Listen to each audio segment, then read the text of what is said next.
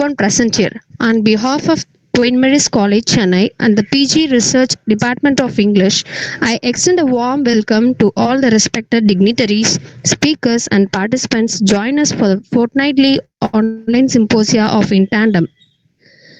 The theme for this academic year, Regions and Translation in Indian Writings, opens up rich conversation on how literature travels across linguistic and cultural boundaries. Today's session titled Translations of Indian Writing into Foreign Languages promises to offer valuable insights into this fascinating field. It is now my privilege to introduce our distinguished speakers for the evening. Our first keynote speaker, Mrs.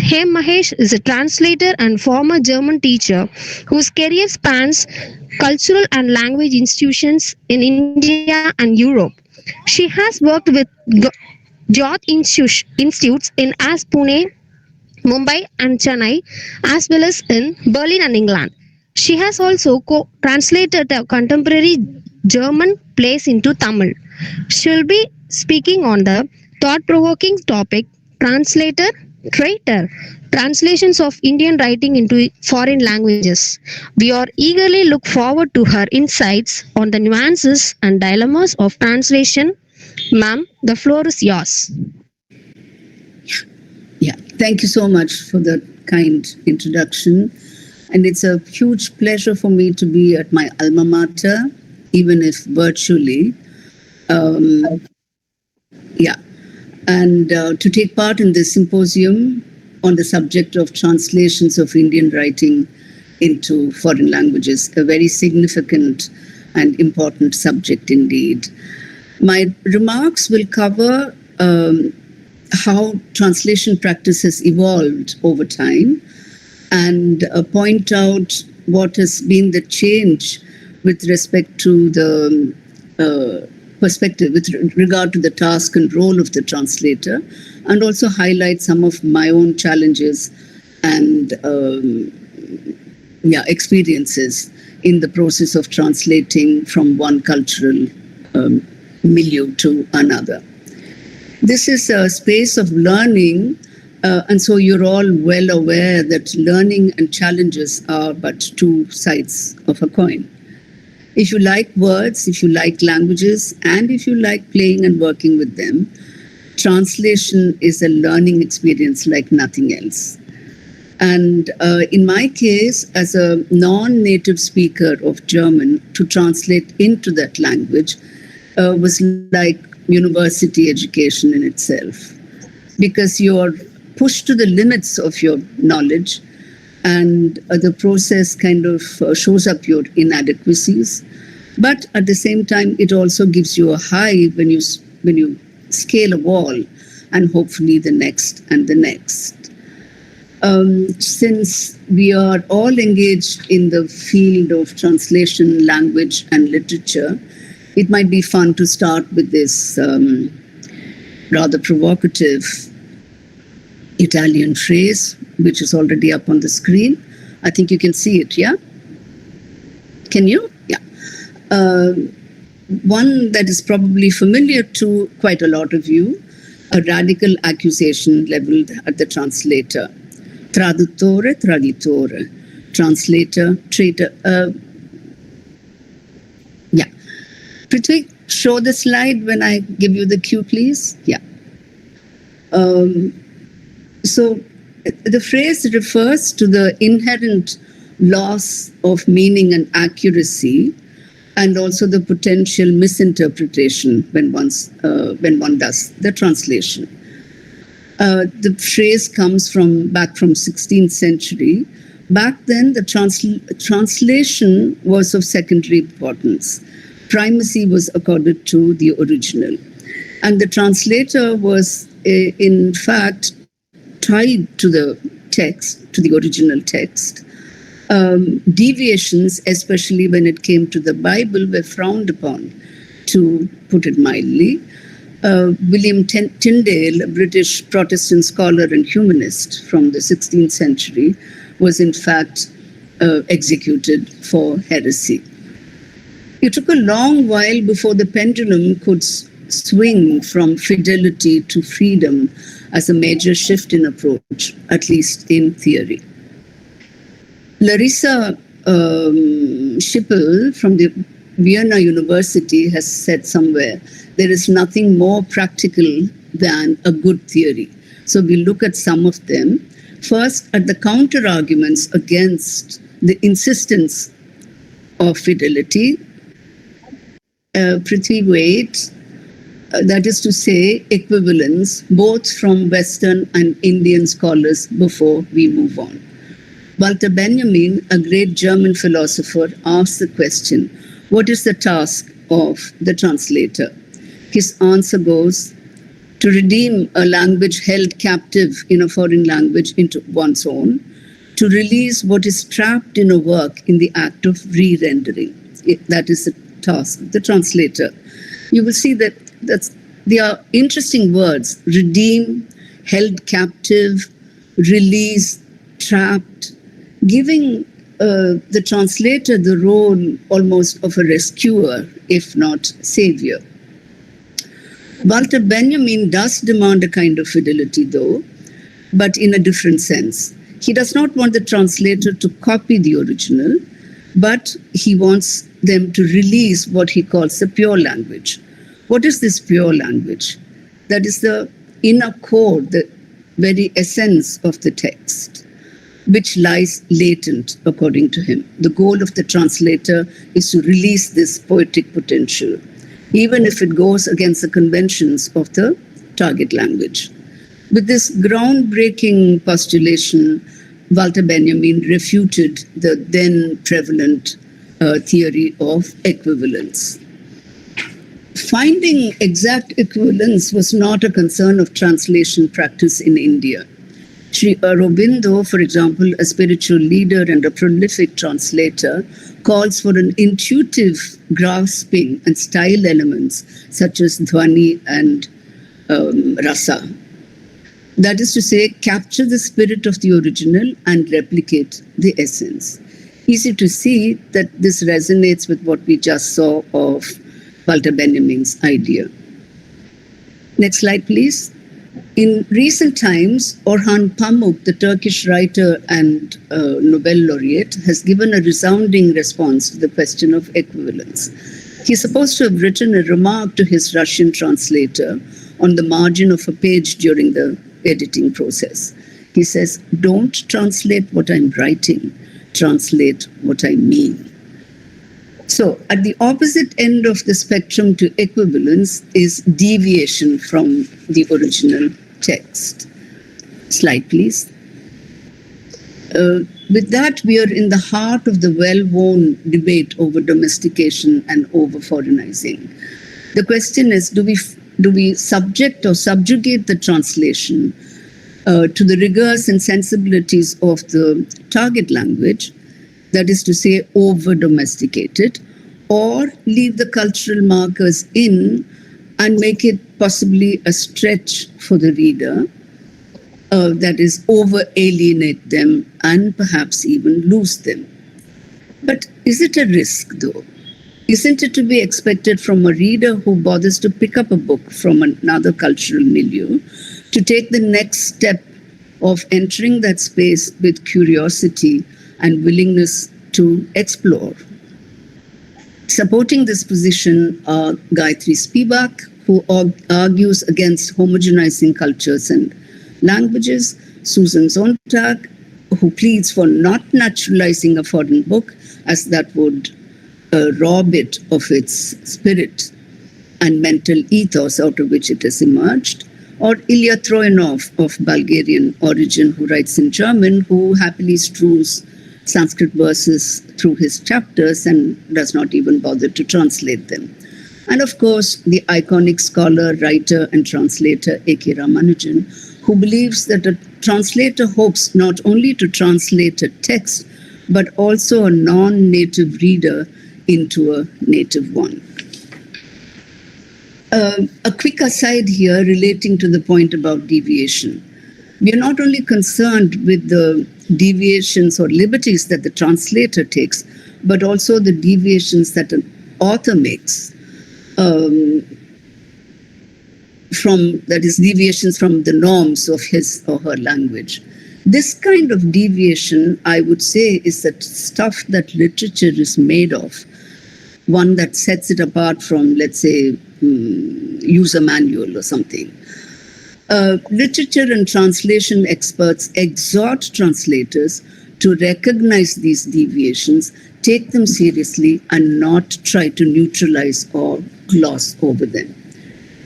A simple example from a short story I translated by the popular Tamil writer Sujata, well known and loved for his inventive, creative, original style.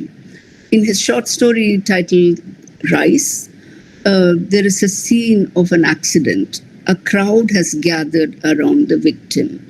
Somebody tries to hail an auto rickshaw to probably take the victim to the hospital or something. And an auto rickshaw approaches, but the author says, the auto kisses the edge of the circle and dashes away. Now, no one has seen or heard of a tuk-tuk that kisses, but the imagery works, at least it did for me. My editor was miserable about foisting such a strange idea on the German reader. So I came up with the auto came within kissing distance and dashed away. Editor still miserable.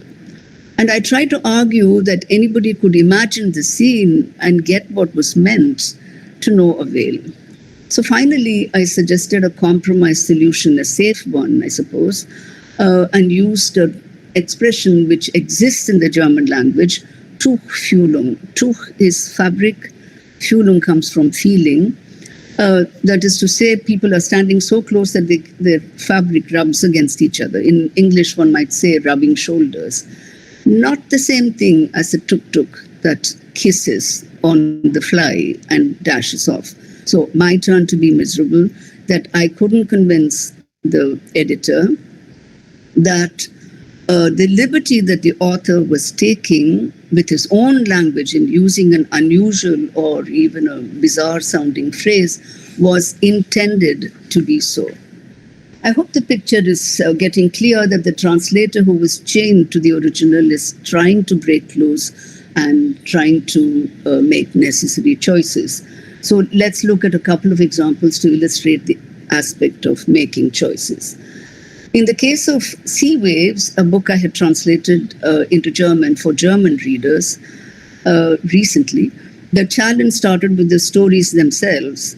We had chosen initially a particular story, but decided to drop it because with its many, many Puranic and literary allusions, it would have been too much of a challenge, and the footnotes would have been longer than the story itself. And after all, footnotes as a device is a big no-no currently.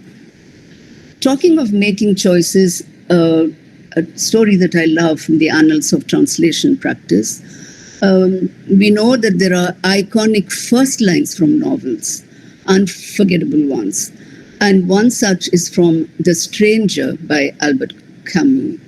And Ryan Bloom, a professor of creative writing and literature, dedicates an entire brilliant article to this one sentence. Slide, please.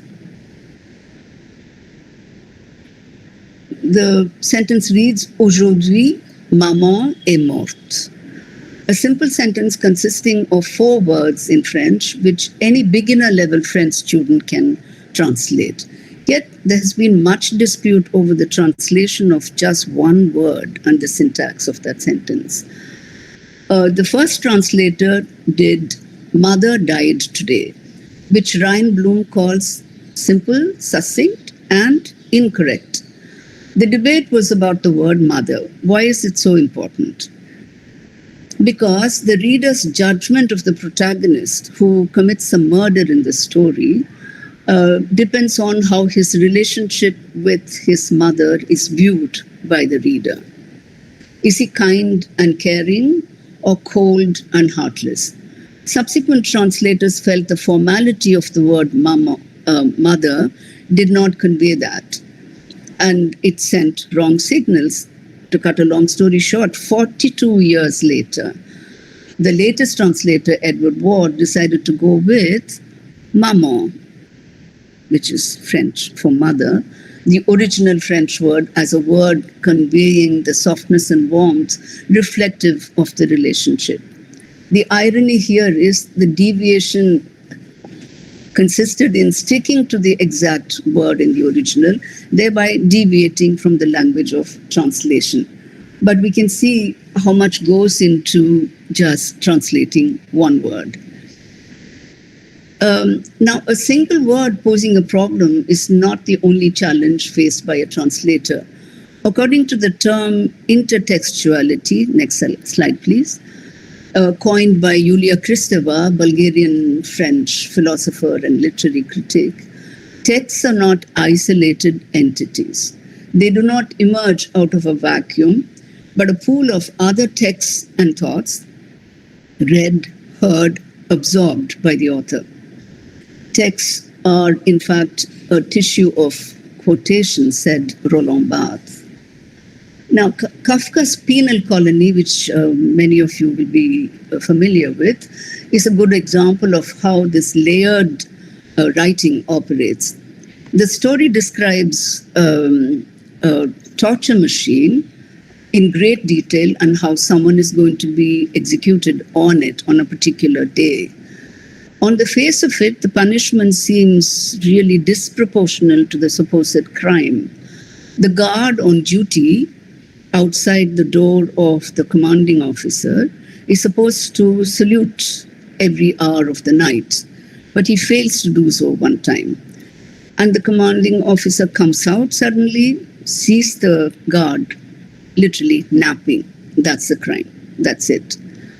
When I first read the story in order to teach a student of German literature whom I was coaching, I was as bewildered as she was. Fortunately, I recalled a text that I had heard in a meditation retreat many months before that. It was a text read out for us to reflect upon. I did not know what the source was, but remembered a couple of lines that my mind had paraphrased. Be on the alert, be watchful. What if the master of the house comes out suddenly and finds you asleep? Uncanny closeness to the situation in Kafka's story, you would agree. I moved heaven and earth to get hold of that particular text, which happened to be from the Gospel according to Mark. Kafka's story is an allegory steeped in religious symbolism and replete with intertextual references. Once I got an entry into the story with my own intertextual experience, the reading and understanding became easier. This is an example of what the reader brings to bear on a text. First of all, a translator has to be a reader first, they say. The text this can be multiplied several times when it comes to the translator, who has to plumb the depths of a text at hand even more. A closer to home example would be a quote from Namita Devi Dayal's recent book Tangerine. Quote, "You don't have to be more Hindu or less Hindu to understand this." Next slide, please. You either get it or you don't. The arrow has to hit the eye while the bird is spinning. All of you probably got the intertextual reference immediately to the incident in the Mahabharata, where Arjuna achieved this feat by his power of concentration. But the question is, how would one translate the passage into a foreign language? The arrow has to hit the eye while the bird is spinning. My would-be German's head is spinning by now. Now, the theory of intertextuality highlights the fact that the reader's own prior literary and cultural experiences inform their interpretation, like we saw in the case of Penal Colony. But what does the reader do who does not have recourse to this particular pool of texts? Also, what does a translator do to unbewilder him or her? Glossary? Footnote? Oh no, that's not a good option. A helpful hint by introducing Arjuna into the sentence. At any rate, it seems that the translator's decision here is a tricky one. Deviate and be damned, or don't deviate and be damned. between a rock and a hard place, as they say. I have two more examples from a book of short stories I had translated from Tamil into German. I'll stop with one because of time constraints. Now, there are terms or phrases that would be implicitly understood by a native speaker reader simply from the context and familiarity of practices. In one of the stories, the author talks about the richest family in the village, where food is served on banana leaves on a daily basis. Now, everyone in Tamil Nadu would know eating off a banana leaf is the finest of fine dining. That it is finer than eating off mice and porcelain may not be known to too many Germans. So I inserted the word feierlich, which would translate to ceremonious, to indicate it was something special.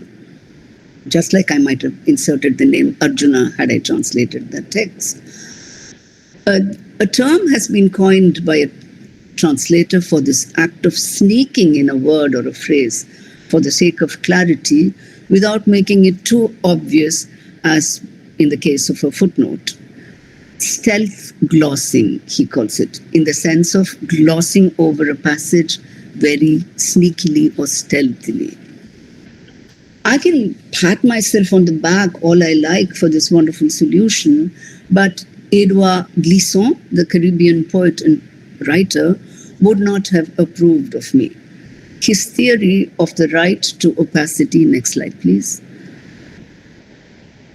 argues against the Western demand for universal understanding, which forces marginalized or different cultures to be transparent or easily digestible. Glissant calls for the right to remain ungraspable, complex and distinct, preserving true diversity. But I would say ultimately the translator has to take a call on how much to leave the reader in the dark or to help a little bit with stealth glossing without compromising the aesthetics. We started with the indictment of translators as traitors, that they betray the original text, that they betray the intent of the author, that they are guilty of allowing so much getting lost in translation. Is it possible to talk about a gain in the process of translation? Next slide, please.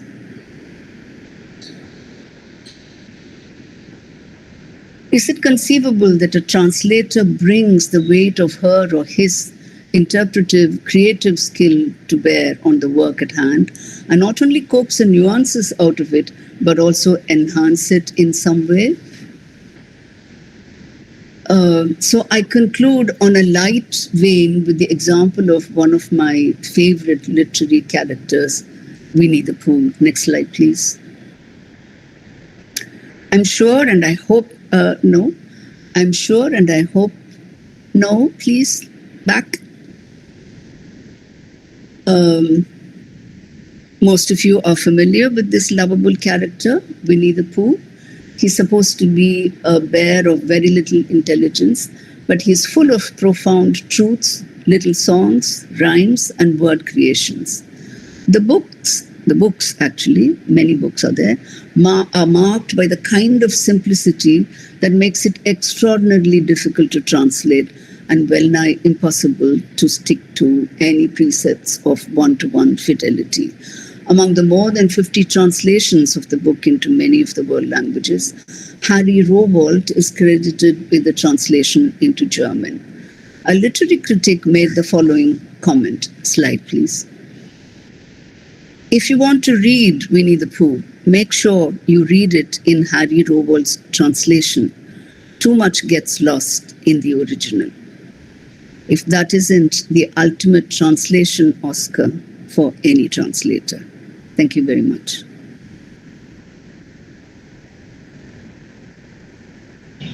Thank you, ma'am, for that insightful and engaging presentation.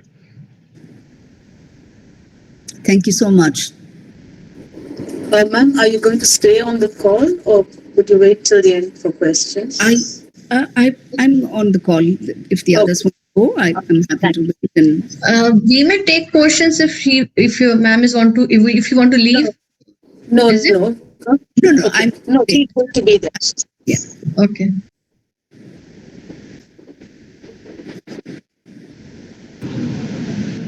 I have one question. Yeah. Uh, because you said you translated a text from Tamil to German, so you know Tamil, Yes. right? My mother tongue. Okay, fine. And you did not use English No, as a translated directly from Tamil. Yeah, that's a very good question. It is possible, but it's twice removed from the original, right? So I prefer to translate from the original. Yeah. Thank you, ma'am. Now I invite our second keynote speaker, Dr. Lovey Srivastava, Assistant Professor at the Center for Spanish, Portuguese, Italian, and Latin American Studies, Schools of Language, Literature, and Culture Studies, Jawaharlal Nehru University, New Delhi.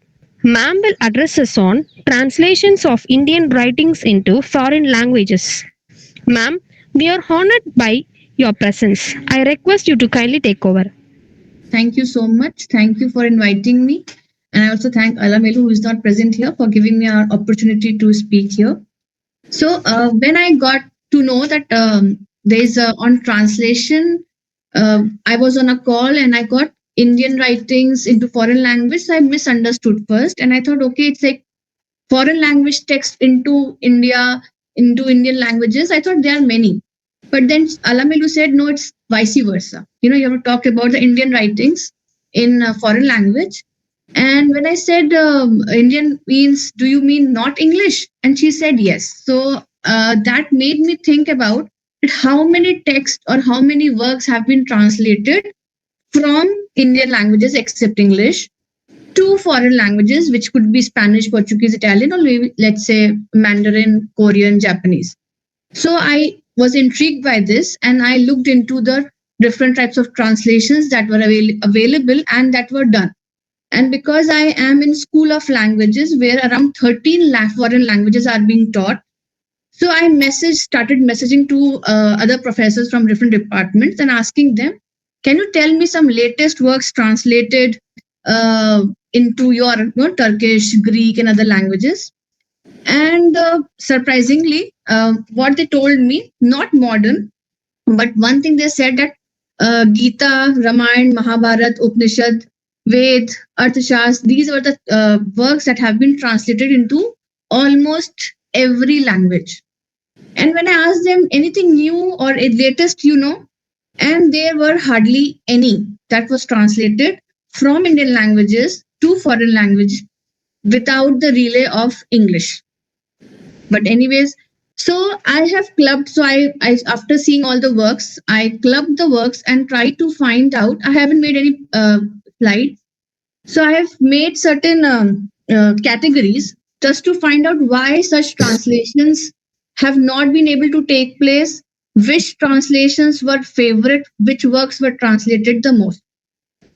Now, while doing all this, I will ask one question right now and I will answer that at the end.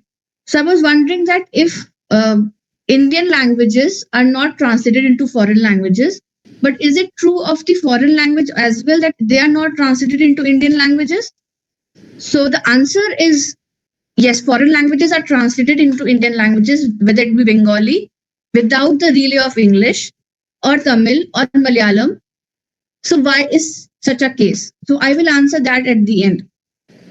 Now coming back to the Indian writing, so I will be the three questions that I would like to address here is who translates India, which India gets translated, and into which languages and why. So based on these questions, I have premised my talk.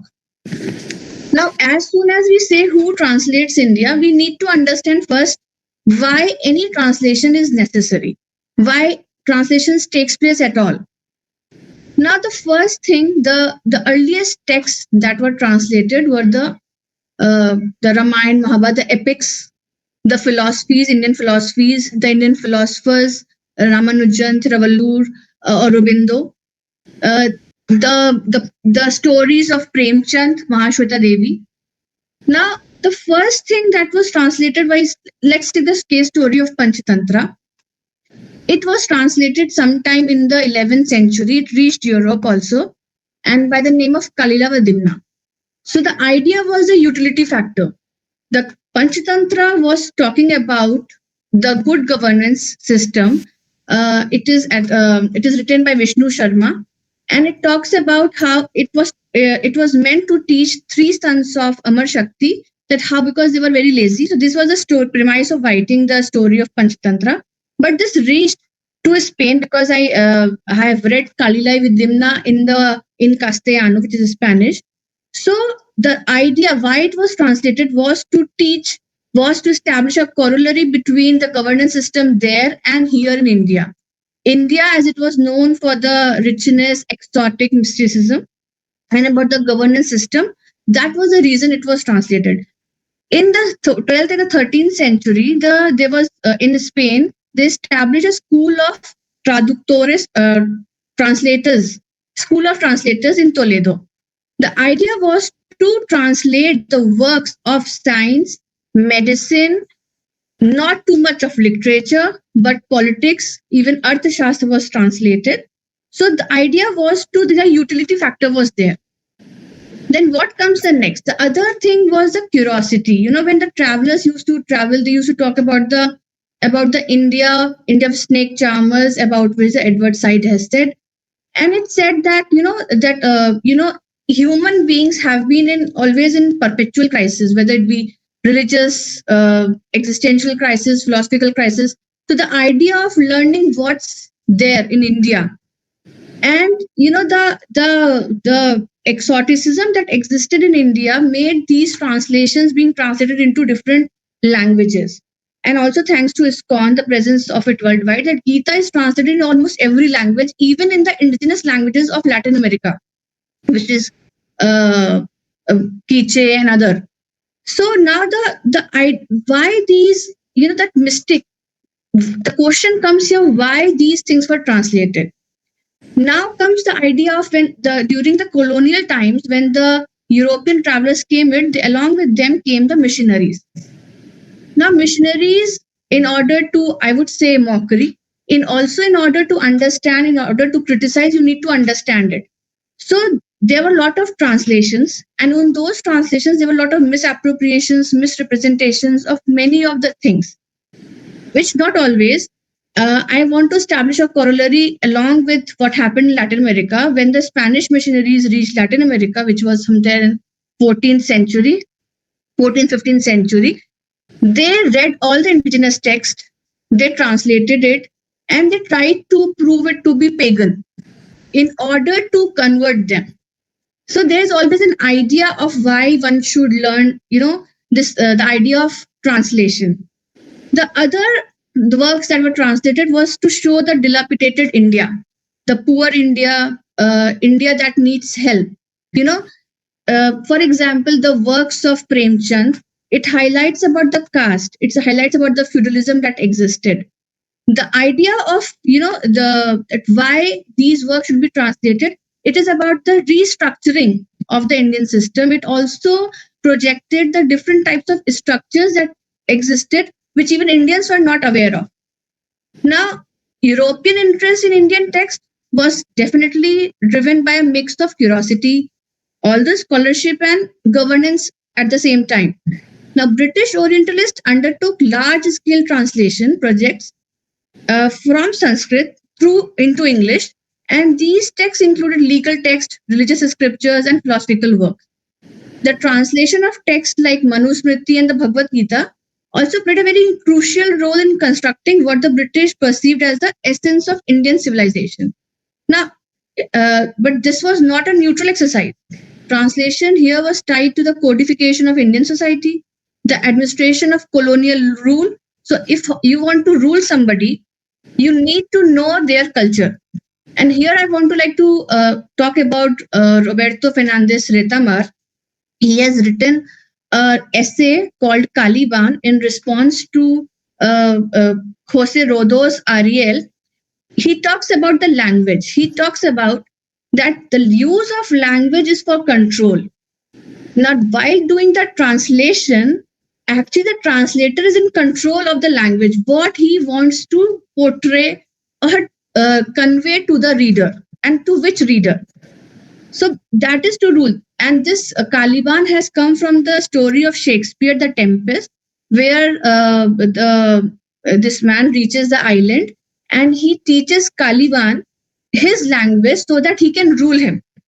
So the idea of translation of these texts during colonial times has the purpose of rule, better governance. And also, now colonial translations did not merely interpreted these things. They did not write what is there in the text unequivocally or in a neutral manner. They restructured it. How?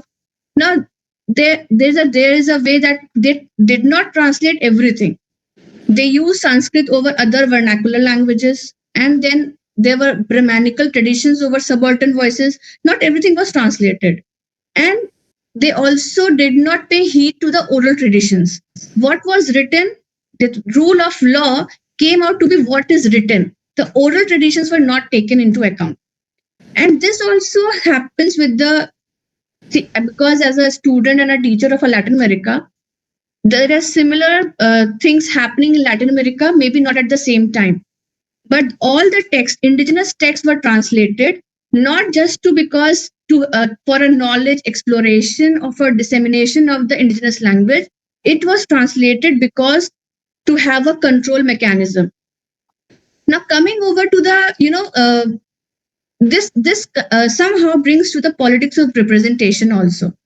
Now translation becomes a means of producing a particular image of India, which calls for help. That women's are there, oppression of women. For example, the stories of Mahashweta Devi. There's the oppression, the suppression, subjugation, the caste politics. Everything is too much there.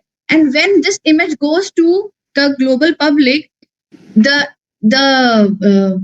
a way to attract a lot of things. Maybe the funds, and maybe the rage, and maybe the invite to to rule us. Now, what could be the other way why translation is being done is definitely a form of getting a visibility, a global recognition. And here I want to name Tagore's work. So Tagore himself translated his work Gitanjali into English, and this gave him a global recognition. It was only after that the image of India has, even today, that idea of exotic and mysticism. But earlier, maybe during the colonial times, it might be in a bad sense. But during this post-colonial period, it was taken as in a positive sense. Now here also becomes a role of the translator. So when at that time they are translating, it has a vicious circle. Okay, this is not a scientific country, and when it is doing it over here, it has a altogether different information going on. And again, here I want to talk about the boom that happened in Latin America. It was during the same time the writers were writing in Spanish. The term boom in Latin America came out because these writers got the chance to get their works published in English through translation through the US publications. So now idea is who is getting translated, who is getting published where. So the geopolitics also play a very important role. The period of boom, it's not that there were no authors before the boom. They were also writing literature, they were also fantastic literature, but it was never getting translated. But during boom, it was getting translated and published. The idea was because at that time, the US wanted to put a supremacy over the countries of Latin America, and Spain was trying to still control because it was once colonized by it. The same geopolitics takes place in India as well. When in the after the independence, when India got independence, there are a lot of things that were happening, and to put on white man's burden to say, okay, how was India, and it was our role to protect it. So that image has to be removed. So our post-colonial India presented an image of an India that is, that we have a rich culture and heritage. So these works got translated. And not lastly, but I want to say that translation is not. It's not just about bridging a gap, and it's a site of negotiation between cultures, between history, and between power structures. It not only determines how texts travel, but how cultures are perceived, interpreted, and even constructed in the global imagination. Now, I have few questions. I will leave it to for you to ponder. Is that can Indian literature exist without English mediation? Because as I told you, that these all the texts are translated through English. Most of it. Let's talk about and translation at times. If we use English, at times it's nullify. It homogenize the culture. As Madam Haim also mentioned, that Spivak was against this homogenization of culture. But what is happening through English? Because we have a perception. English is a prominent language, dominant language. No matter what, every student is used to study, has to study English and the literature that we study in schools. So we have a mindset. So when we translate, so this is one thing. And the question that I raised in the beginning was there's so many things being translated from foreign languages to Indian languages, not via English. The reason is that, for example, I, as a student of Spanish, I have done my graduation, post graduation in Spanish studies, and there are so many honors courses. But such courses are not available for Hindi, for Tamil, for Malayalam in abroad. So there is definitely a role of the government that why certain culture is being promoted. For example, right now, Korean language is so much prominent. You will find so many translations of Korean things into English through either, and the music and the culinary and everything is coming up. The state has a very important role in getting the important works translated. I have myself have done few translations. It was always commissioned either through the embassy or something. But how many times our government is commissioning the to translation of other works? So these are few questions that I thought I'll just put it across. Yeah, that's it. Thank you. Yes. May I? Yes, please. There is no other question. Yeah, I just love the question, who translates India? And then you talked about how some of these books are translated to perpetuate a certain image and reinforce it. So I want to tell you about a very humble attempt that I made with my first book. Okay. Which is this. These are, I mean, you're from Delhi, so you probably don't know, but people from Chennai might have heard of Chudamani Raghavan, Dr. Preeti. Yeah. So these are 10 short stories of Chudamani Raghavan that I translated, simply because I loved it. I had no intention of publishing it even at that time. And the stories are marked by the fact these are also women. The protagonists are mainly women that I chose. And they're also in a sort of an environment where there is a little bit of suppression or whatever. But the whole point about it is they take the first step to get out of it. It shows the extraordinary inner strength of the women, all these stories. So my idea, and I wrote in the introduction as well, that these stories are there. I chose them to counter the predetermined image of India that is out there in the media. Yes. Yeah. On a positive side, yoga and spirituality and all that, or IT and blah, blah, blah. On the other side, all the negativities and reinforcing them and harping on them. So this was one little attempt that I made. And the other thing I wanted to tell you was, you said that translation from Indian languages into foreign languages. Actually, the publisher who published the second book of mine, who was here in Chennai, he kept saying that he has never seen anything like this. He took part in the International Book Fair that the Tamil Nadu government organizes. In fact, the second book was sponsored by the Tamil Nadu government. Their initiative is called Taking Tamil to the World and Bringing the World to Tamil Nadu. Something like that, a very laudable and noble objective, and they are doing quite a lot. And so that is happening. And so many publishers from around the world were there. About 70 or 80 publishers were there.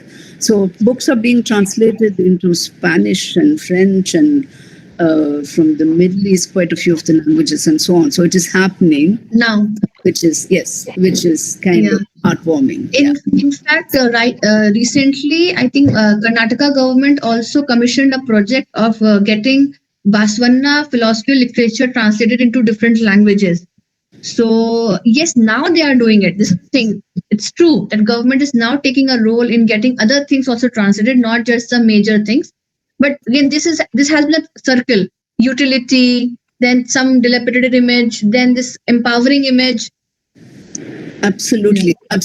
In fact, I want to tell you one more thing. I mean, it's not talking about me or something, but I was asked by one of the publishers in Germany to translate a particular book, and I read through it and I said no to it because this would have been just the same old story of reinforcing an image of oppression and suppression. And we need to put out stronger, positive models out there and not just, wallow in this. Yeah, and also these Booker, this is international prizes also brings in a lot of, because only Arundhati Roy and recently Gitanjali Shri, these people are getting translated only when they come to prominence. It is also that if it's a vicious cycle, if they come to prominence, then it is translated, or they are translated, then comes into prominence. So again, we have to understand this.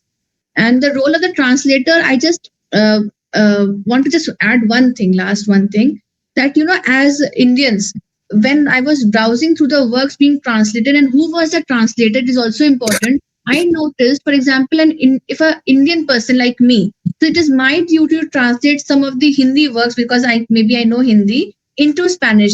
It is our duty also. Not always that they have to, learn Hindi and do something or any other language. So we are not doing our part because I myself might not be reading Hindi. Actually, I'm so glad that both Dr. Lovey and Ms. Heme have touched upon things that I am also proposing to talk about, and very interesting conversations have now happened that will probably have resonance in my talk, because I have serious concerns also about the nature of text that are getting translated and the nature of image that is being perpetuated. And so I would love to probably, catch up also for a personal chat sometime with both of them, because this is such a lovely opportunity. Thank you, Dr. Preeti. Sure. This is like it's such a pleasure to be on this kind of a panel. So if there are we taking any further questions here, or can I start? Nice to meet all both the translators here. Very interesting to see translators on the screen. Yeah, and you told us exactly what made you go to those books. Introduce yourself, Srilata. I'm Srilata. I retired. I'm on the Tandem, so I always listen to it. I was a little late. I was outside, so I came in only halfway through Ms. Mahesh's speech.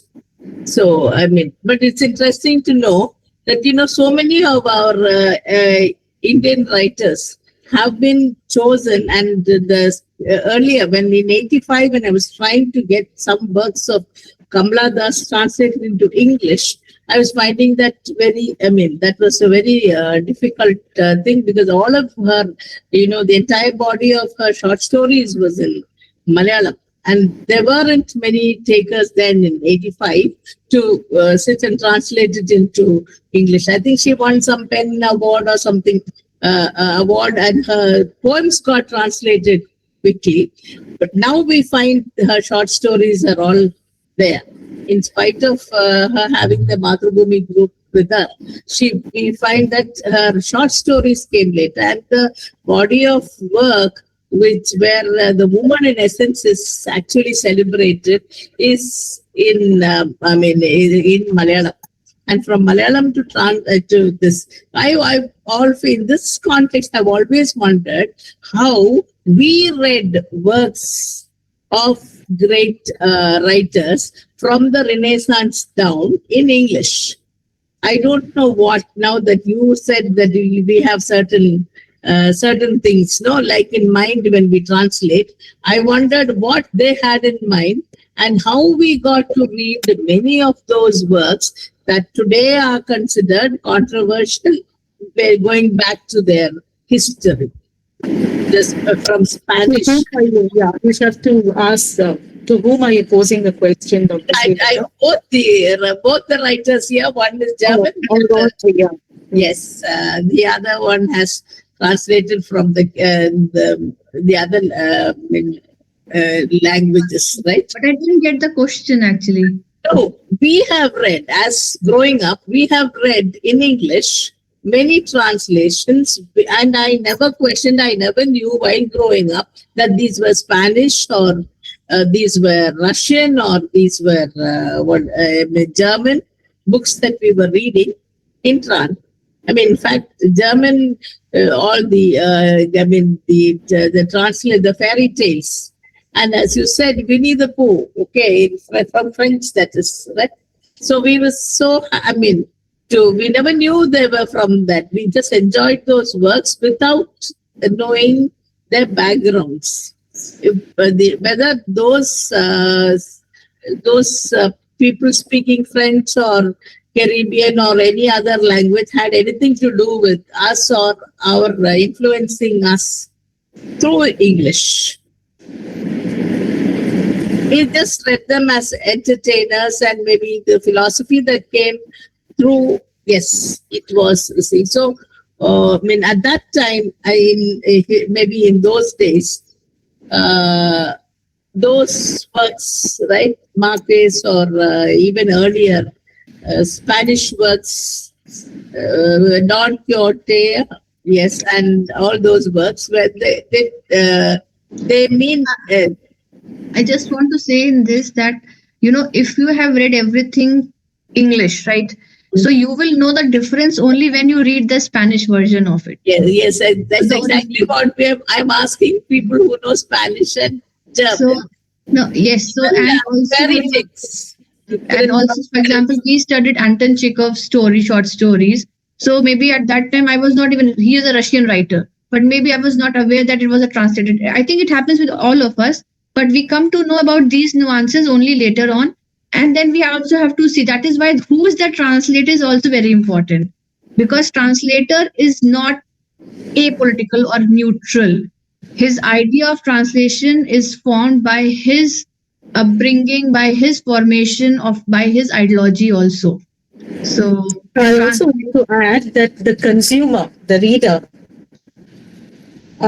you can see, we can see the lay reader is not bothered about who's the translator or even where it came from. It is just a book for you, right? Yeah. Yeah, and it's something you bring a Russian flavor or a Spanish flavor or French or German, whatever. We're not bothered about fidelity. We're not concerned about those things. So could we make time for Dr. Iswarya? Yes, please. Yeah. And then back to these points at the end, maybe?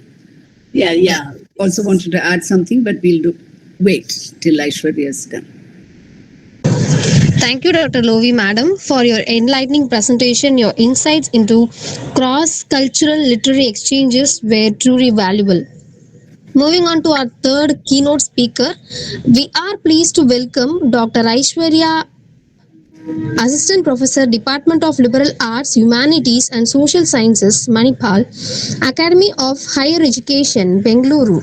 She will be speaking on challenges and opportunities for literal translations from India. Ma'am, we are glad to have you with us. I invite you to share your thoughts. Yes. Are you able to see my screen?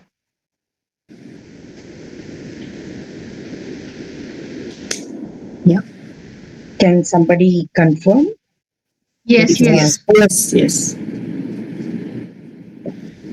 So At any point, please feel free to interrupt me because the screen is ahead of me, and so I will not be able to see your faces.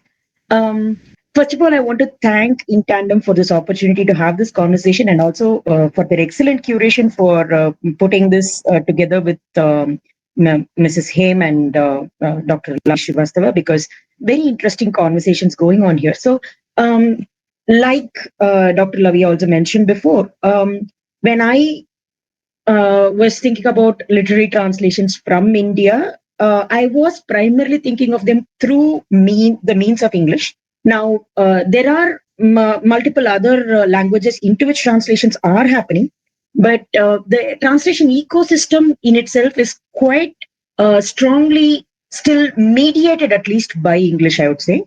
And so, I am today speaking in the capacity of an academic in some sense, but also more as a translator myself, who's trying to sort of stand up for some of the values and principles that I want to represent through my translation practice. And so, we could more or less see the consensus now in the publishing industry and the translation scene is that there has been a huge boom, like the Latin American boom that Dr. Srivastava mentioned. There's been a boom in translation, and also the reading of translated literature, and which is popularly attributed to the what is called the Tomb of Sand effect. Tomb of Sand, as you are all aware, was originally published in 2018, written by Geetanjali Shri and translated by Daisy Rockwell. And the very interesting thing in that context is that this is published in 2018, and it comes to the limelight more or less with the way it won the International Booker Prize. And for the first time now, we have a Hindi novel winning the International Booker. And with that comes the kind of renewed attention and increased visibility to the notion of contemporary translations from India. In this context, a little bit of a deviation, of course, but I also want to register this particular anecdote. Just last week, I was in Germany with a group of researchers with whom I'm working on a project. And as part of just small talk over lunch, there is this German theologian who was asking me. I mean, he knows I am a translator. We've been associated for 2.5 years now, and he, for some reason, assumed that I would be translating some kind of ancient text, because that still seems to be the lingering perception when we talk about India and literature. And he said, maybe that's a very ignorant question to ask, but I don't know of any Indian book other than, really pardon my ignorance here, the Bhagavad Gita. So can you tell me about your literature? Is there even contemporary books being written in your language? Was the question he asked. Like, very politely, very ashamed to ask that and all of that. But it kind of like really gave me a window into the kind of perception that exists. And I'm saying this also because we were sitting literally in Frankfurt and talking about it at a time when I also know personally that my own literary agent regularly goes to the Frankfurt Book Fair to kind of like, project the kind of titles that are there. And incidentally, I'm also represented by Kanishka Gupta, who was the literary agent for Geetanjali Shri and Daisy Rockwell for this book, Tomb of Sand. So, legends really are making a huge bridge in terms of like taking Indian literary culture, in literary ecosphere to the foreign language markets. And there are specific places where this is happening, like in terms of the Frankfurt Book Fair and and the London Book Fair. And these are places where a lot of contemporary Indian literature is being showcased. But the question really is, what gets taken up? Like the very critical problem that Dr. Srivastava highlighted is there seems to be a perennial market, and this is something that I can also say in reference to a lot of diasporic writers from India. This idea that when they apply for a writing grant in general, there's this perception of, oh, tell me about your family pain, tell me about your trauma, tell me about like all the bad experiences you have from being an immigrant or being a person from this culture, talk about why probably your why your life sucks, basically. So that kind of impression still exists, and I see it as a kind of reflection of the common perception of India as being seen as a land in need of rescue, in need of a white savior, in need of a sort of a Western image that wants to kind of constantly look down upon this land of whatever Oriental images they have of like savages and constantly roiling in caste conflict and patriarchy and all of that. And I would say this has a very, very outsized role in what books are seen as representing India at all. In terms of, so we'll come to that in a minute when we speak about awards and representation. But I also want to acknowledge here that many of the things that I'm saying here are not exactly original research. I would say it's like a kind of represent a fair cross-sectional representation of ideas that I've been discussing with a lot of my contemporary translators. So just as an academic, I don't want it to go uncited that these are important conversations that the translation community right now is having. So one of the questions that has been highlighted when you say that there is a boom in translation of Indian literature in English and subsequently into other European languages, the FIGS group, as it's called, like French, Italian, German, and Spanish, basically, like the prominent European languages into which translation is concentrated. While that happens, for instance, Arpita Das of Yoda Press notes that non-fiction often goes unnoticed. So there are some very interesting theories in this from among scholars of the field. Very often saying, why is it that non-fiction goes unnoticed? I would, in one sense, connect this back to the notion that, oh, give me your stories of pain. Give me your stories that will make me generally feel sad about you, or like, in a sense, feel generally superior about myself. But non-fiction, unless it is once again a question of like, reportage about why this country is a dangerous place to live in, or like, why it is civilizationally backward or something like that. Unless it is that, you have nothing to teach me. It's like you are not in a position to impart knowledge or introduce some kind of different framework. For instance, think about how you don't have the equivalent of say an ikigai coming from an Indian context into international market. Like the notion of ikigai as a or the way Japanese culture maybe is projected is so different from the way Indian culture is projected, even in translation. You get the idea. So there is a boom in translation, but there are big questions about what gets visibility, through whom, and for what reasons. And so I would say that after that, after the tomb of sand effect comes the heart lamp moment. Now, Heart Lamp is actually a quite interesting case study in terms of what kind of story gets picked up and noticed and so on. Interestingly, Heart Lamp, the collection itself, like the dozen stories that you read there, are actually not one Kannada book. It's basically like an entire body of work of Banu Mushtaq written over 33 years, which has been curated and translated by Deepa Basti. In a sense, you see here that the translator is the creator of the book, in the sense in the sense that it is the translator's sensibility that is going into selecting which stories go into this collection, because like the body of work of Banu Mushtaq as such is like very extensive, but it's basically these stories picked by this translator are filtered through their sensibility, and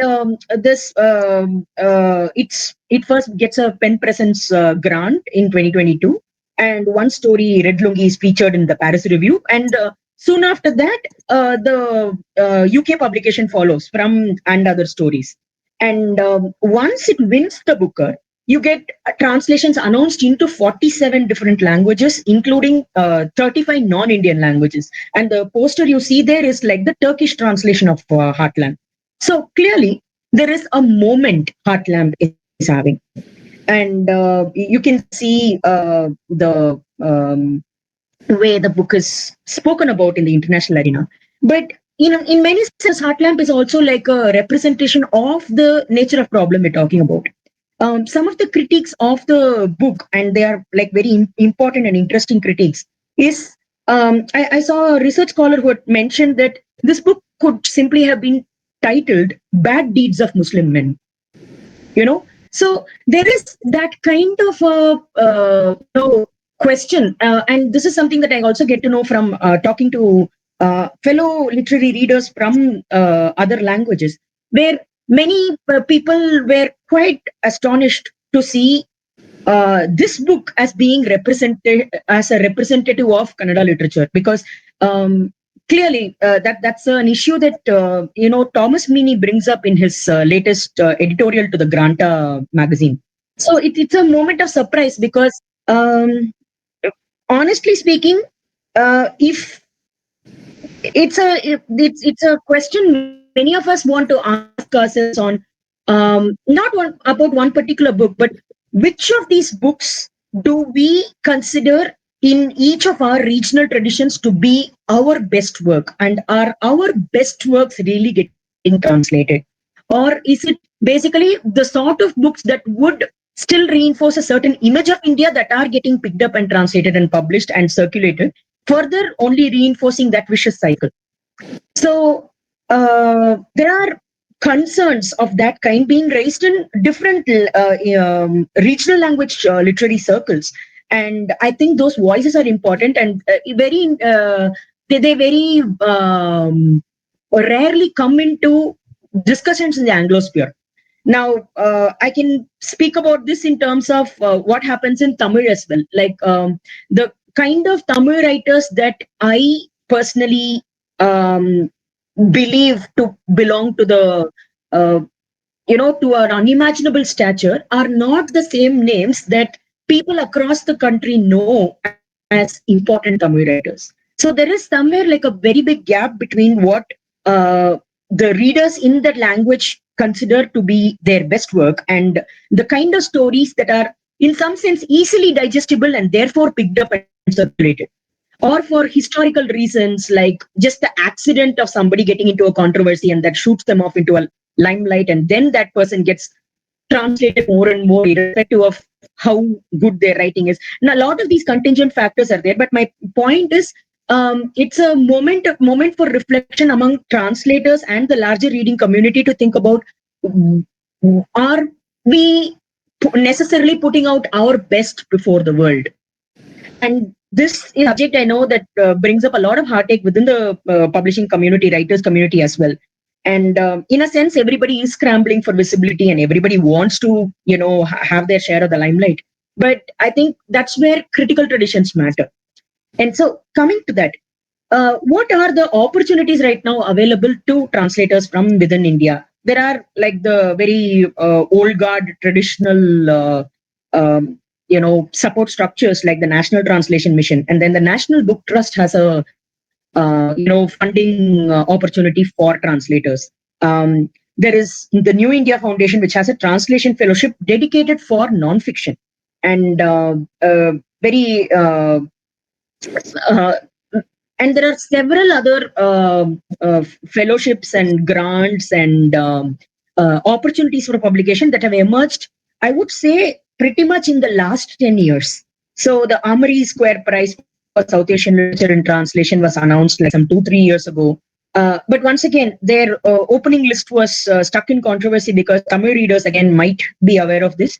Nandini Krishnan had proposed a translation of Charu Nivedita's book for the Amari Square Prize, which was originally declared the winner unofficially, and then that was withdrawn, and the Tamil publishing community expressed its dismay about the whole development, all because they considered the stories to be controversial. And so how do we put this up before an audience like that? And then there are other grants and fellowships like the South Asia Speaks Fellowship, the Penn Presents, the Penn Heim Grant, Charles Wells Trust Translation Fellowship, NCW, British Center, BCLT Summer School, Bristol Translates, which is now Oxford Translate, and the mentorship, and the SALT project run by the University of Chicago. These are very important opportunities for a lot of emerging translators. And so I would say there is no dearth of opportunities for new translators really wish to change how this scene works, to kind of put up their voices strongly in defense of the nature of literature that we want to project before the world. Like, this is like a very select list. I'm sure there must be even more of opportunities. And then the secondary, so two things become important here on what are the texts that we would choose to translate as readers of these regional languages? What is the best of our writing that we want to project before the world? That becomes a very crucial question. So that is 50% of the concern, which is the curatorial role of the translator. What is the most important Tamil book that I want to place before the world as a Tamil translator? Becomes a very crucial question. So it's not just a question of what am I commissioned to translate, but also in my ethics and literary taste as a reader and writer, what is it that I would think is a text that the world should not miss out on? Is a very crucial question that translators now have to ask themselves. And the second aspect of it is also that good intentions don't always translate into good actions. And so in terms of our own translation skill, there are all of these fellowships that are there to sort of provide some kind of mentorship, or there are prizes that are there to kind of recognize good work. Like there is always the Sahitya Academy Translation Prize, but I've also listed like a whole bunch of other awards that are all open to Indian language writing. Like there is A.K. Ramajam Prize, which went to the Telugu book Bilam, last year, I think. And then there is the Mori Prize, which is very much from Chennai, and to which many of my students have submitted their works and been longlisted and so on. And then there is a National Translation Award for Prose and Poetry, in which regularly now you see Indian names turning up in their shortlist. And then there is the Pen America Translation Award. Then, of course, Crossbook Book Award. And now, unfortunately, the JCB Prize, which used to, be a major prize that equally recognized the role of translator as well as the writer, has unfortunately been discontinued. And, all of this recognition now enables sort of ecosystem in which translation excellence can also be recognized. And so the two aspects, the two crucial aspects of what you choose to translate and how well you do the job are both getting some kind of support and backup now from the translation ecosystem. And that's a very heartening development. And so much for the opportunities. But I would also want to highlight a little bit before we close in maybe like another 2-3 minutes. I want to highlight that many of the literatures that have, let's say, picked up the Nobel, think of Han Kang's winning the Nobel, or think of many Scandinavian countries from which you have a lot of Nobel laureates. You see that a lot of these countries have institutional support for translation. Specifically, the translators who spoke before me also mentioned this. Korean writing is heavily, supported by their national bodies as well as private bodies. Like LTI Korea is like a very centralized institute supporting translators with grants, not only at the level of translating books, but even to participate in book fairs, to write book pitches, and so on. So, but there are also supplementary private philanthropies that are operating within the Korean ecosystem, like the Daesan Foundation or the ICF Korea. So you understand that they have I've listed out a whole bunch of institutional support mechanisms that exist in different other languages, which are currently either lacking, I would say, or in a very nascent stage in Indian ecosystems. Like, for instance, New Books in German is a very interesting initiative that sort of helps people pitch new books in Germany. And and I'm sure Mrs. Haim would be able to weigh in on it much more than I can. But the point is, we don't have that kind of a model or that kind of funding or that kind of like consistent support or training or any of this right now for a lot of Indian literature. So it remains still a very scattershot effort.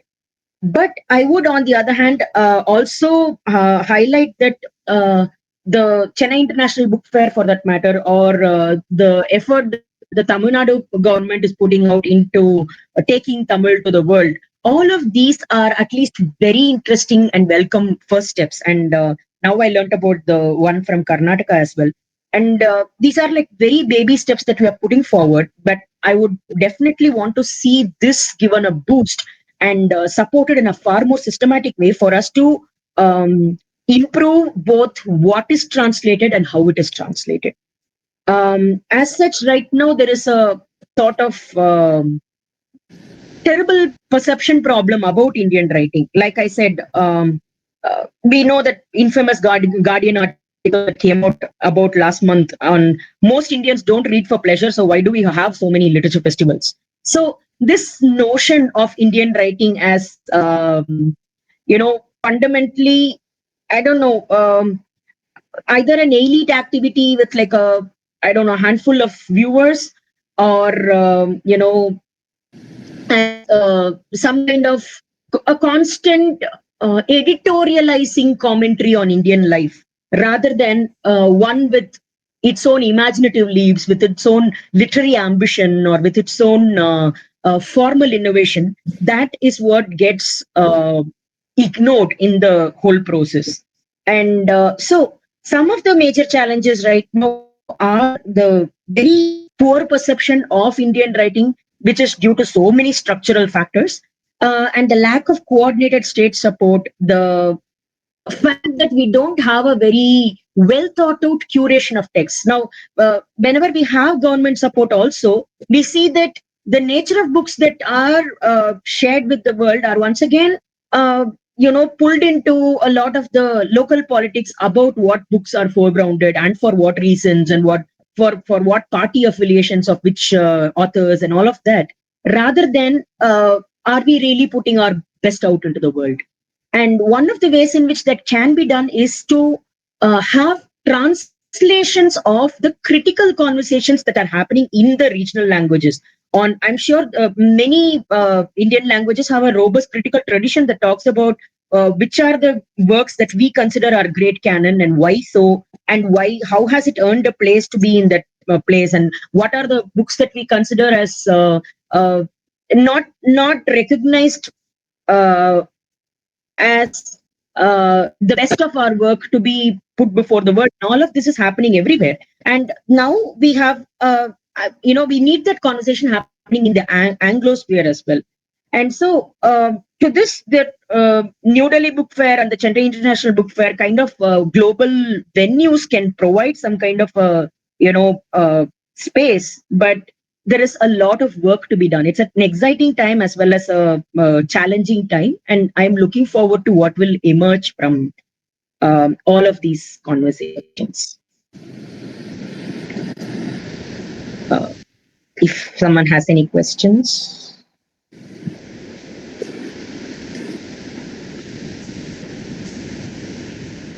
I can I think the presenters can actually take the opportunity to interact. Dr. Hem first.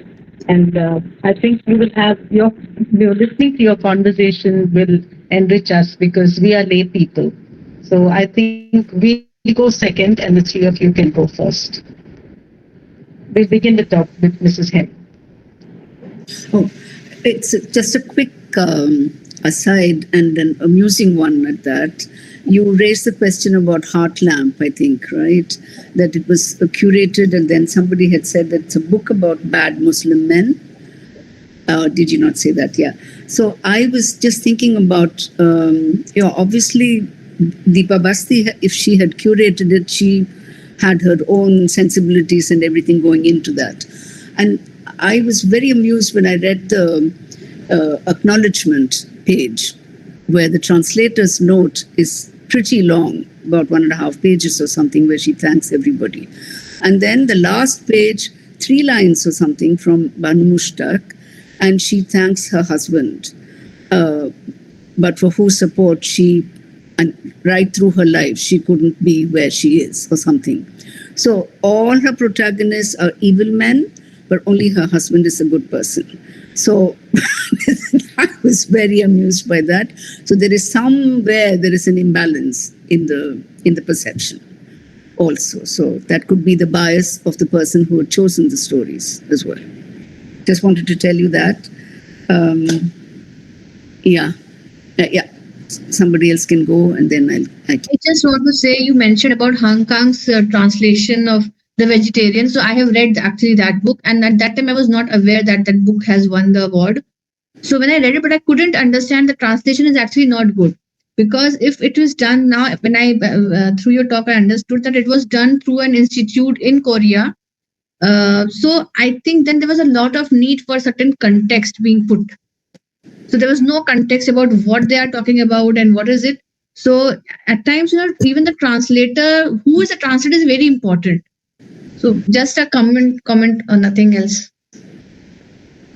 Thank you. I think when the translation of Hong Kong happened, there was a lot of pushback against the translator from within the reading community there, because they felt that she had sort of like, she was very, she was all said and done like a Western translator, and she was like, there was a lot of criticism about how the translation had been done, but the writer herself was apparently really happy with it. So it's that's a curious thing that happens with the Geetanjali Shree's case as well, because I have had my friends, I mean, I can't read Hindi, but I have my friends who have read Samadhi and have also read Tomb of Sand, and the first thing many people point out is the Tomb of Sand is twice the size as the original in Hindi. So there's clearly a lot that the translator has woven into the text that are not there in the original, and like there's like a whole amount of scaffolding that has gone into it. And so I'm sure these are creative choices that they have done in consultation with the author. I'm not saying that there is any misrepresentation going on, but it's very interesting to see how translators transform these texts, is what I'm saying. So it's, but in the case of Hong Kong, I was not sure exactly whether LTI was directly involved in the translation so much as it creating the entire ecosystem that funds a lot of translation training, a lot of visibility for books being pitched from Korean culture and so on. So there's like a very aggressive K wave across the world in terms of food and drama and fashion and a lot of other fields as well. And so they are bringing their literature also to the world in that very soft power way. And I think that is what India is actually not doing. Like, our idea of soft power is still a matter of like International Yoga Day and all of that.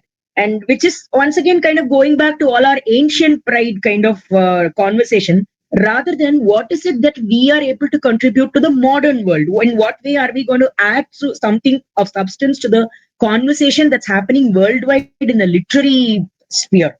So that is something that is unfortunately a little behind, is my concern. No, you are right. In fact, I also think this prize thing is also a lot of back channeling or whatever. We have already known about it, whether it's Nobel Prize or any other prize. There are a lot of back things happening. For example, like no third world country have been awarded yet. So like, this time we have to award or something. What regional language has to be bring into prominence. So it's not exactly what needs to bring into prominence, but this is the time for them to bring into prominence, because the same was the case for the boom writers, when it was said that because of this boom, a lot of writers who were not even worthy of getting this glorification, they also got the chance, opportunity. So it is the times. Certainly. But in a sense, I would say that like every translation wave has its time. Like there was certainly a Latin American wave, and there was certainly now a Korean wave across the world. I think it's time for an Indian wave, by which I think one of the collateral damages is that not every book that we consider the best of our works is going to get translated. But if a large enough volume of books get translated, and if there's sufficient interest in it, naturally somewhere people's tastes will decide what gets picked up, and that might be a chance for some of our long neglected greats to finally be able to speak to the world, is what we are hoping for. I agree. And I just but one, the economics also plays a very important role over here. Not translators are not that much rewarded as the authors. So there are no perks for the translators to get into this as a business or as a professionally into it. By the only feel of that I want to do it, my personal interest. I may get into translation, but because there are no perks, I don't find even when I'm teaching, my students are not minimal interested in doing a translation. Absolutely. And this is my experience as well. Like I translate from Tamil to English, and literally 2 of my books were published in the last 2 years. One was commissioned. I mean, one was commissioned by Penguin, and one was another book that I'm working on right now has been commissioned by Juggernaut. But in terms of what I want to translate, I would say that there's like one magnum opus, which is like some 900 pages of an experimental epic kind of volume in Tamil that I actually want to work on, which is my dream project, for which right now I'm only writing grant applications, because I won't be able to start that project off. If it's 900 pages in Tamil, it's going to be like 1,800 pages in English. And so that's not, writing a 1,800 pages novel in English while I am in a day job in an academic sphere, it's not going to be possible. It's not going to be a breeze at all. It's probably going to take some, say, 3.5 years of my life for all I know. So we would definitely appreciate that support and that ecosystem sort of like to be able to confidently work on that book. Now, do I think that that's an absolutely great book which deserves to be in English? Yes. But do I have the material conditions and support for me to translate it? Not yet. So that's the kind of quandary I think many of us are involved in. And that's the reason I wanted to also highlight, for the sake of people who might be young translators in this conversation, to know that these many opportunities and grants exist. And I'm personally thankful for each one of them. Like some of that list actually just comes from my mail inbox, but literally these are translation fellowships that I've applied to, more or less. So, or some fellowships that I have got, and so on. So that's kind of, I wanted to talk about how these opportunities are now being made available. And yet there's so much of a distance that we still need to cover. At this point, I just want to share something that comes to me in my department from the Tamil Nadu Textbook Society. Mr. Pir Mohammed, he contacts me often and talks about opportunities for students to intern with the Tamil Nadu Textbook Society to learn the nuances of translation, to intern with them. So they are obviously raw hands, but these opportunities are being created by the Tamil Nadu government, and some of our students are interning with the Tamil Nadu Textbook Society. I think that's a great opportunity. And I also know that Tamil Nadu government has an initiative now for training literary agents, which is also like, I've seen a lot of people on LinkedIn post about their experience of like going through a 21-day intensive training on understanding book markets and pitching to, foreign publishers and all of that. All of this is very interesting, but I would also like to see in what way this develops really into taking a very healthy literary ecosystem with as little distortion as possible. I'm sure distortions will happen somewhere, but with as little distortion as possible to the world, and really ensuring that we put our best foot forward. Any questions from the other participants, professors, students on the call? Thank you, Iswarya, Ms. Hema, and Lovely for having, given me a wider perspective. When I started and thought of translations in the 85 and all that, there weren't many opportunities and there weren't many translators.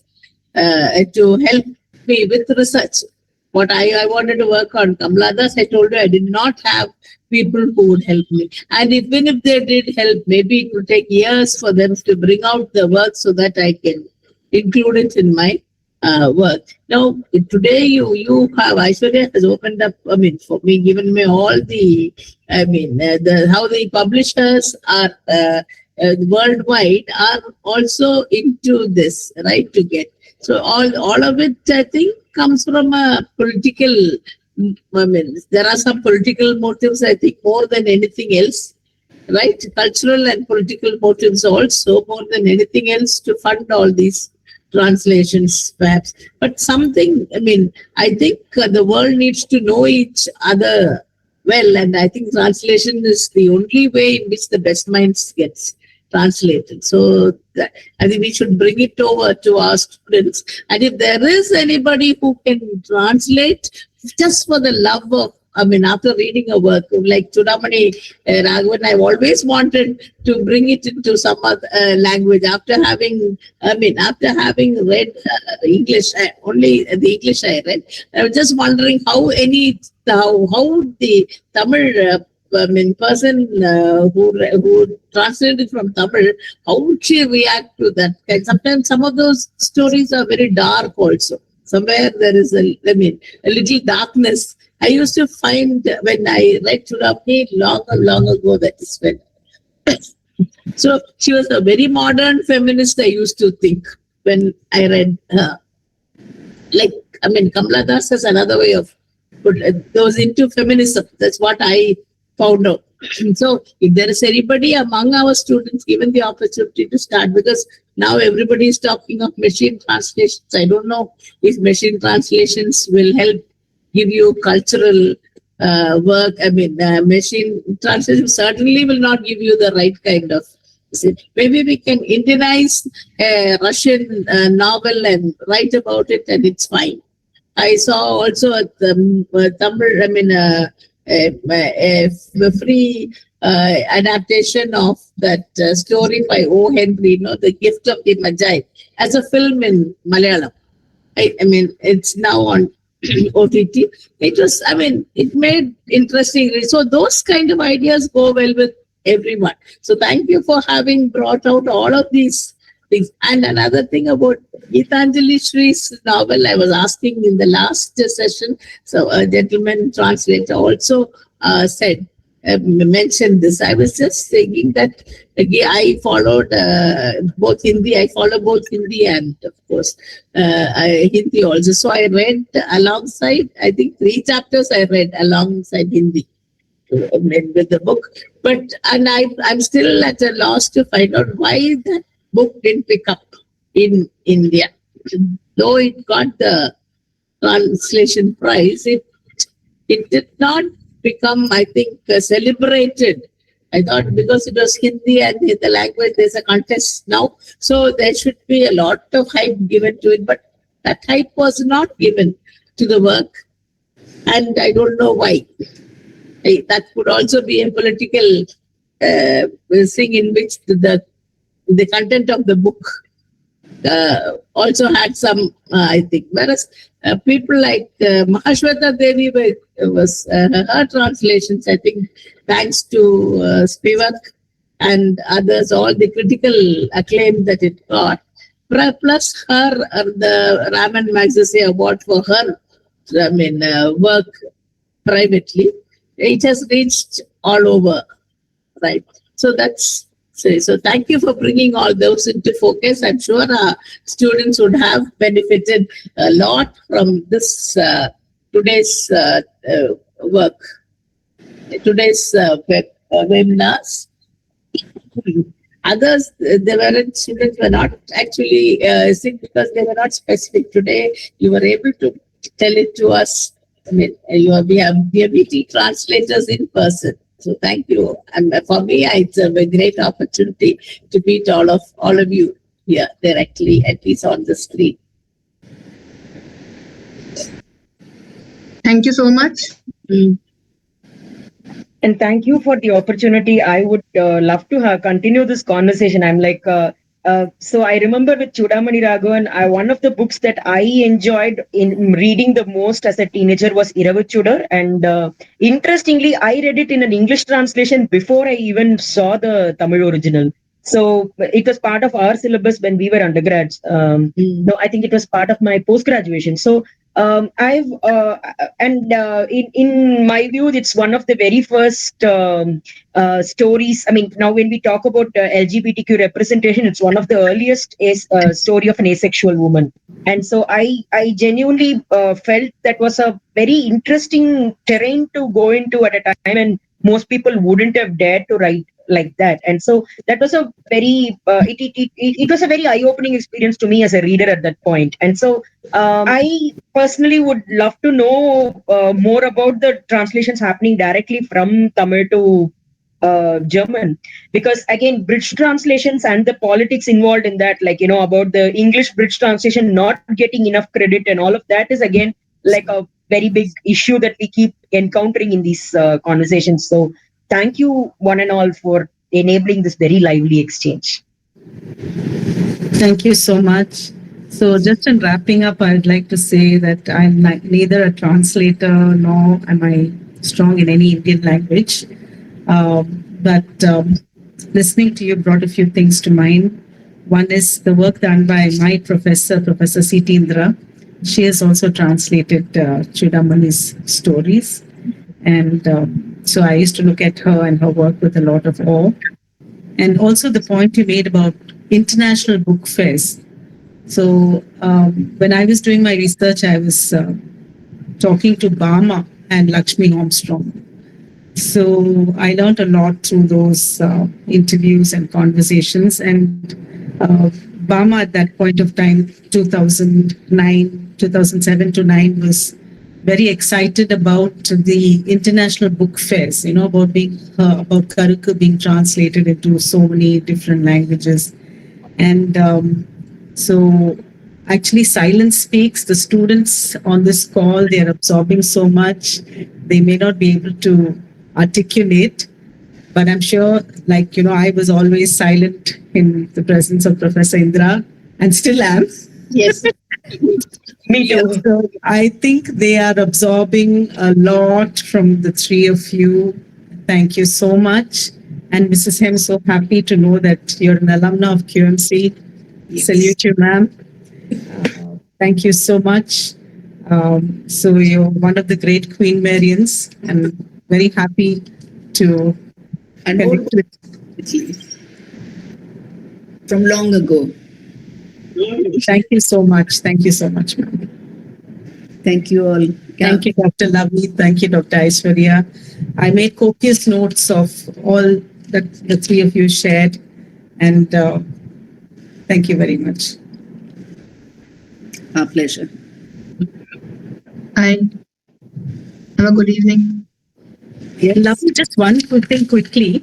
It's about testimonials. Testimonial literature, yes. Yeah, I found that, you said that the missionary writings kind of projected, suppressed the voices of these. They represented them, the missionary writings, but with the testimonials, they were representing themselves, right? No, so testimonial literature, for example, if you've heard of Rigoberta Menchú, I'm talking about, yeah. Yes. So she got Nobel Peace Prize, not Nobel Prize in Literature. Yeah. So her novel or her testimony, and she was giving, it was a conversation that was written down. Mentioned. So that's a new type of genre that has come up. Even in India, a lot of testimonial literatures, and it is especially for the people belonging to indigenous or tribal areas who do not know the dominance, the English or any other language. So they speak, and there's a translator, or then there's a transcriber, they write it.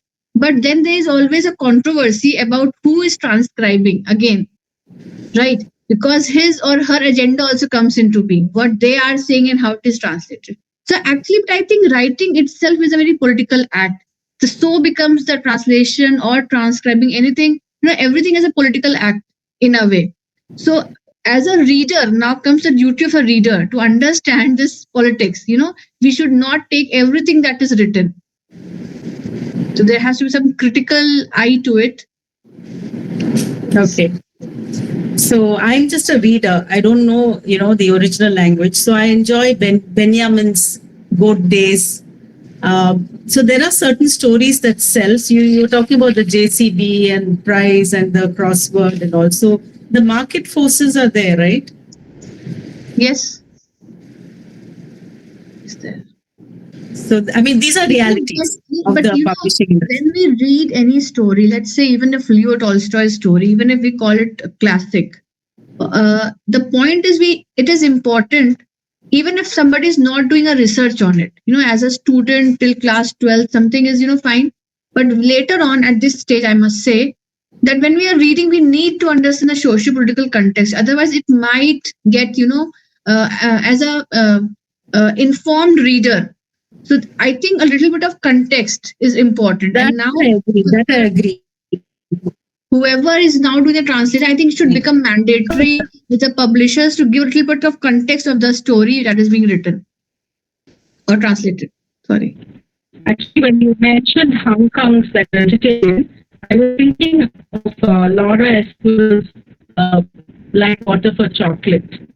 That's Yes. also about this, yeah. So say this lady is not eating, no, the vegetarian. She's not eating. And there in the other one, she's overfeeding. She's cooking. So both ways, it's a kind of, it's protest. It's protest. So, and there's a cultural context there in Esquivels, and there should be a cultural context in this cultural or something like that in the Hong Kong thing also, which is not coming through the translation. It is not coming. So that's because what I felt. I mean, kind of I connected with them. Because I'm in an institute where there are a lot of language professors itself, and I happened to ask this question to a professor who teaches Korean. She's a Korean, and then she told me something about it. I said, whatever you are telling me, it is not coming at all from the translation, because I read the entire novel. I was wondering what is actually happening over here. And as you mentioned, like Water for Chocolate, it's right. It's again a genre, and and also this genre is very much related with the women. Yes. So thank you. I think we've kept everyone up for a long time. Yes, there was something to say. I was just about to say finally that, in the end, so much of this depends on how good the writer and the writing is. Because even if you take the example of Tolstoy, if somebody reads Tolstoy and the impression they finally come up with is, oh, Russian society is so rotten, look at how people are suffering.